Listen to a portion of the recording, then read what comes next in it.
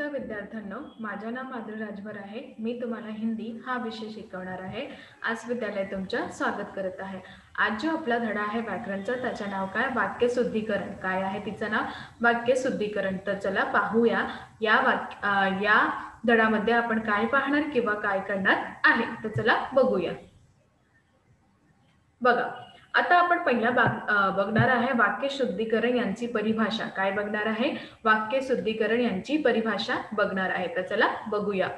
वाक्य को शुद्ध रूप से लिखने के लिए हिंदी भाषा की वर्णमाला और मात्राओं का उचित ज्ञान महत्वपूर्ण है। वाक्य यांच्या शुद्ध रूपातून आपल्याला लिहायचा हिंदी या भाषातून वर्णमाला किंवा मात्राओं यांचा उचित ज्ञान महत्वपूर्ण आहे। हिंदी भाषा में कुल 13 स्वर हैं। हिंदी भाषातून कुल 13 स्वर आहे, जिन्हें 33 व्यंजन और संयुक्त व्यंजन से मिलाने पर भाषा बनती है। ज्यांना 33 व्यंजन आणि संयुक्त व्यंजन यांना मिळून एक नवीन भाषा निर्माण होती। कळलं? पुन्हा सांगते, नीट प्रमाणे ऐकून घ्या। वाक्य को शुद्ध म्हणजे वाक्यातल्या शुद्ध रूपातून लिहायचा हिंदी भाषा यांची वर्णमाला असे मात्रांचं उचित ज्ञान महत्वपूर्ण आहे। त्यानंतर त्यांचं हिंदी भाषातून कुल 13 स्वर किंवा 33 व्यंजन आणि संयुक्त व्यंजन मिळून एक नवीन भाषा निर्माण होत जाते।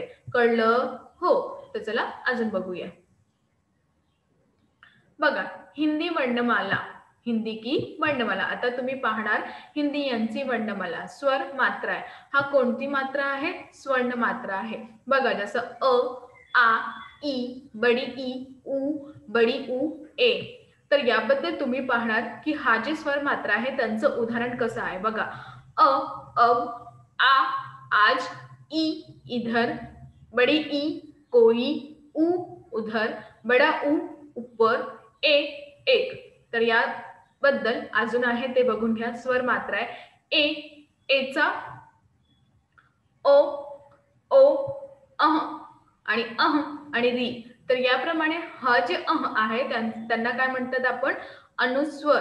काय म्हणतात? अनुस्वार म्हणतात आणि या अला विसर्ग असंही म्हणतं। आता यांचं उदाहरण बघणार। बघा, ए, एचा ऐनक, ओ, ओचा ओर आणि औ, औचा ओर। तर याप्रमाणे अह जे आहे त्यांचं अंधा, अविसर्ग आहे तर छी, अतः, पुनः। तर याबद्दल इथे तुम्ही बघणार की रीचा कृष्ण, मृत आणि वृद्ध। तर याप्रमाणे हा जी हिंदी यांची वर्णमाला आहे आणि त्यांचे काही मात्रा किंवा त्यांना आपण वेलांटी असंही म्हणतो। कळलं? हो। तर चला अजून बघूया। आता बघा, इथे व्यंजन आणि संयुक्त व्यंजन आहे। तर व्यंजन कोणतं आहे? नीट प्रमाणे ऐकून घ्या।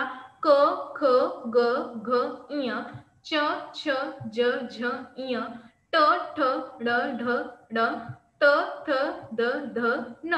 याप्रमाणे इथे बघा, प, फ, ब, भ, म, य, र, ल, व, श, श, श, ह।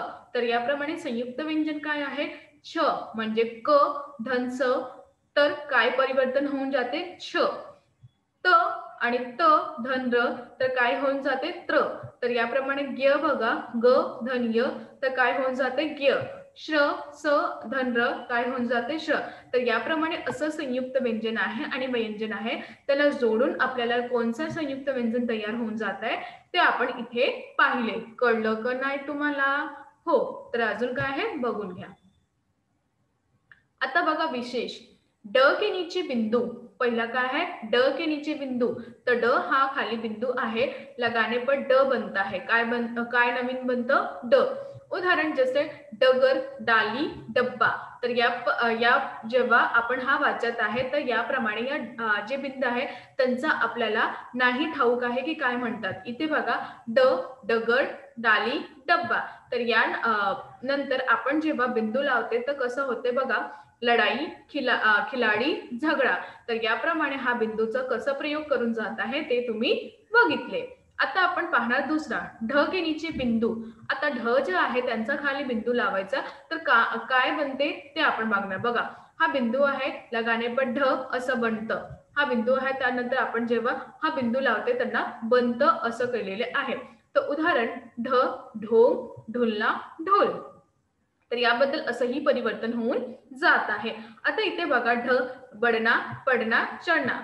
तर ढचा हा जे अ असा साऊंड किंवा असा उच्चारण होऊन जात आहे। आता बघा, जब हम ध्वनि को अपने भीतर खींचते, जेव्हा आम्ही जे ध्वनी आहे जे बोलते तेव्हा आपण आतमध्ये घेते, तर छोटी मात्रा तेव्हा छोटी मात्रा असे आणि यांना आपण काय म्हणतात, छोटी मात्रा आती है। और जब हम ध्वनि को अपने बाहर ढकेलते हैं तब बड़ी मात्रा आ जाती है। जेव्हा आम्ही ध्वनीला आतमध्ये करते तेव्हा छोटी मात्रा येते आणि जेव्हा आपण ध्वनीला बाहेर टाकते तेव्हा मोठी मात्रा असतं। कळलं की नाही? हो। तर चला अजून काय आहे बघूया। इथे बघा उदाहरण, छोटी मात्रा, बड़ी मात्रा, छोटी मात्रा, बड़ी मात्रा, ए की मात्रा, ऐ की मात्रा, ओ की मात्रा आणि इथे औची मात्रा। इथे बघणार तुम्ही छोटी मात्रा तर कोणता आहे, किताब, कीचड़, कुछ, कूड़ा, केला, केवल्य, कोयल, कोश। बघा इथे नीटप्रमाणे ऐकून घ्या। छोटी मात्रा, बडी मात्रा, छोटी मात्रा, बडी मात्रा, ए की मात्रा आणि ए ची मात्रा, औची आणि तर। इथे बघणार तुम्ही यांची मात्रा पण दिलेली आहे।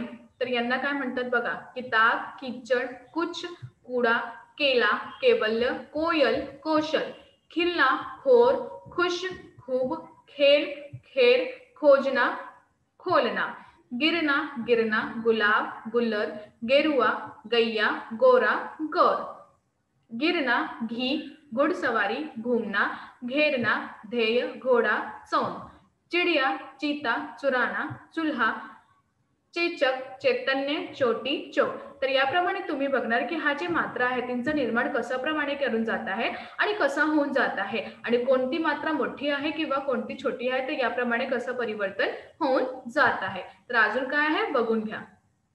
इथं पण अजून दिलेलं आहे बघा, छिलका, छिलना, छुटकारा, छूट, छेड़ना, छेला, छोटा, छोकना, जिद, जीत, जुलूस, जूता, जेल, जैसा, जोड़ना, जोहरी, झिडकना, झील, झुकना, झूठा, झेलना, इथे नाही येणार, झोली, झोरे, टिकट, टीला, टुकड़ा, टूटना, टेढ़ा, टेनरी, टोकड़ी, टोरना, ठिकना, ठीक, ठुकरना, ठूसना, ठेका, लठे, ठोकर, ठोर, डिगना, डील, डुआना, डूबना, डेरा, डेना, डोर, डोलदार, डिबड़ी, ढोला, ढुलाई, ढूंढना, ढेर, ढैया, ढोर, ढोरी।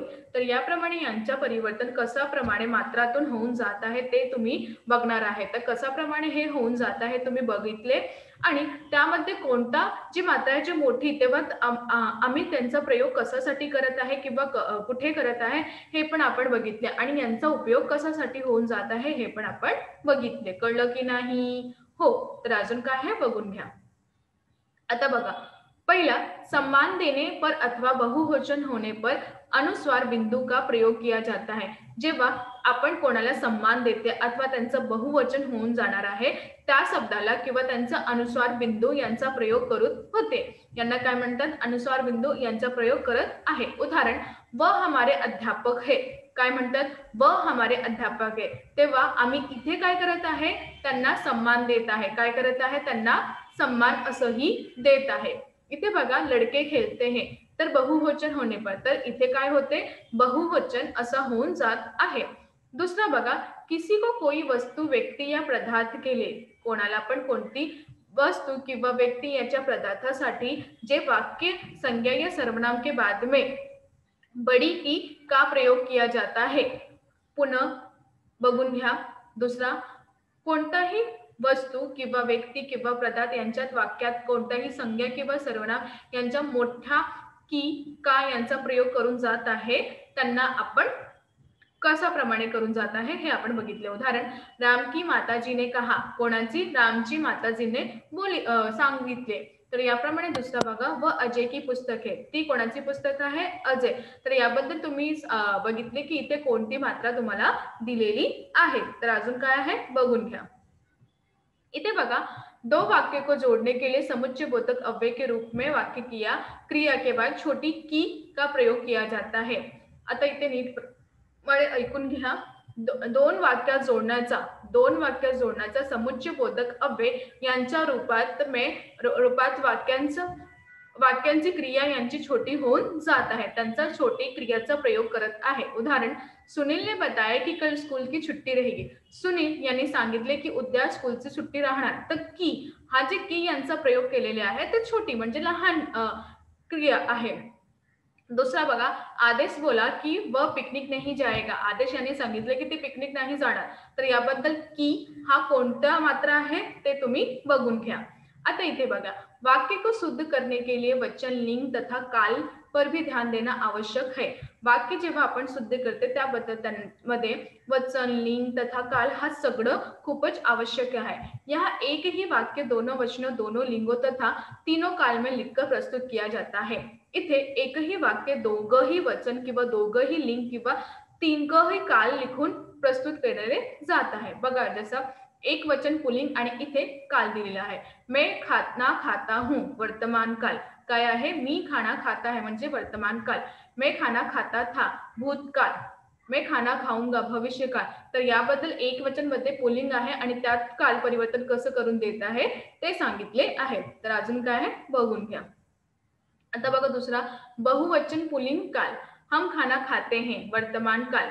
हम खाना खाते थे, भविष्य भूतकाळ. हम खाना खाएंगे, भविष्यकाल. तर याबद्दल बहुवचन पुल्लिंग असंही परिवर्तन होऊन जात आहे. एक वचन स्त्री लिंग काल.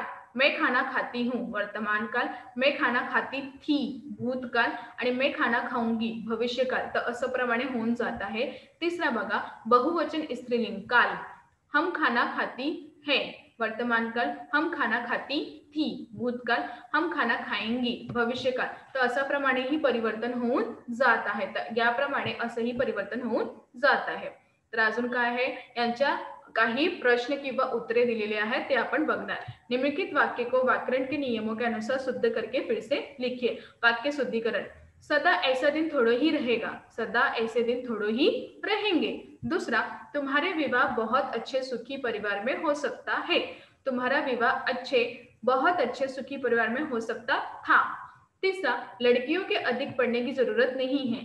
इथे उत्तर यांचा, लड़कियों को अधिक पढ़ने की जरूरत नहीं है. तर याबद्दल असंही यांचा नियमचा प्रयोग होऊन वाक्य निर्माण किंवा शुद्ध होऊन जात आहे.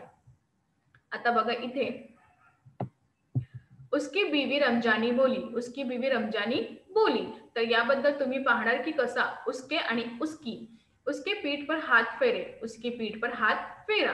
तर याबद्दल असंही परिवर्तन होऊन जात आहे, जे अशुद्ध वाक्य त्यामध्ये शुद्ध करून. रहमान की गलती हो गई, रहमान के गलती हो गई. रहमान से गलती हो गई. सातवां, उसके घर की दरवाजे में भैंस या गाय बंधी रहती. उसके घर के दरवाजों पर भैंस या गाय बंधी रहती. तर याप्रमाणे आठवा आहे, उन्होंने मेरे टांग के टूटे हिस्से को जोर से दबाई. तर याबद्दल यांचं परिवर्तन शुद्ध करून उन्होंने मेरी टांग के टूटे हिस्से को जोर दे दबाया. तर याबद्दल असंही परिवर्तन होऊन जात आहे. तर अजून काय आहे बघून घ्या. बघा, उन्होंने मेरी टांग टूटे हिस्से को जोर से दबाया. सोनाबाई की लड़की ने दवा की शीशी पटक दिया. सोनाबाई की लड़की ने दवा की शीशी पटक दी. शरीर चिपचिपाती रहती है, शरीर चिपचिपता रहता है. तर याबद्दल असंही परिवर्तन होऊन जात आहे. ये समस्या हमको पहले से पता थी. ये समस्या हमें पहले से पता थी. 12वां, उस गली पर पेड़ भी नहीं है. उस गली में पेड़ म्हणजे वृक्ष पण नाही आहे. 13वां, दिल्ली शहर में घर को ढूंढ रहे हैं. दिल्ली या शहरातून घरातून आम्ही ढूंढत आहे किंवा ढूंढत आहे. तर याबद्दल असंही परिवर्तन होऊन जात आहे. अजून तर आज आम्ही काय शिकलो, आज आम्ही शिकलो की कशाप्रमाणे वाक्य शुद्धीकरण करायचं आहे आणि त्यांचं परिवर्तन कशाप्रमाणे होऊन जात आहे. तर याबद्दल आपण माहिती सांगितलं की असं पण काही वाक्य आहे ज्यांचा आपल्याला अर्थ नाही माहित आहे किंवा त्यांचं परिवर्तन गलत दिलेले असतं, त्याप्रमाणे त्यांचं परिवर्तन शुद्ध कसं करायचं. आणि वाक्य शुद्धीकरण आपण हे पाहिले की कशाप्रमाणे यांची जे मात्रा आहे तर छोट्या कुठे वापर करायचा किंवा मोठ्याला कुठे वापर करायचा हे पण आपण पाहिले आणि त्यांचा उपयोग कशासाठी होत आहे भाषातून हे पण आम्ही पाहिले. तर याबद्दल आपण पाहिले की वाक्य शुद्धीकरण कसं होतं. कळलं? हो, धन्यवाद.